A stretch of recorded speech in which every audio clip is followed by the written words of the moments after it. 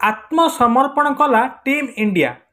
Border गाभास्कर test सीरीजर द्वितीय match रे toss जीति प्रथम बैटिंग करथिबा टीम इंडिया रो प्रथम इनिंग्स रे 180 रन रे ऑल आउट हो जाइछि।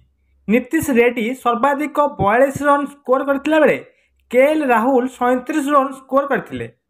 मिचेल स्टार्क ऑस्ट्रेलिया पई सर्वाधिक 6टी विकेट नेथिले। यह तांको टेस्ट कैरियर 15तम 5 विकेट थिला। टीम इंडिया खराब आरंभ होता। मैच रे प्रथम बॉल रे जस्सी एलबीडब्ल्यू आउट होते। से एक खाता खोली पार नथिले। यह परे केएल राहुल और शुभम गिल मध्य द्वितीय विकेट पाई 69 रन भागीदारी होता। स्टार्क यही भागीदारी भांगी राहुल को पैविलियन पठाई।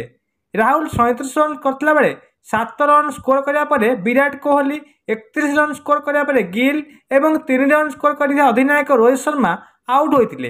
यही समय रे भारतर स्कोर गोटे विकेट हराई 69 रन थिला। किछि समय पर यह 5 विकेट हराई 87 रन हो जाइथिला। हठात भारत 18 रन स्कोर करी आउट 4टी विकेट हराइथिला। यह पर ऋषभ पंत थिया हेबाक चेष्टा करथिले किंतु कमिंस मध्ये पैविलियन पठाइथिले।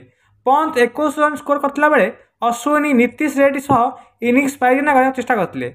यह सप्तम विकेट हराई 32 रन भागीदारी करथिले।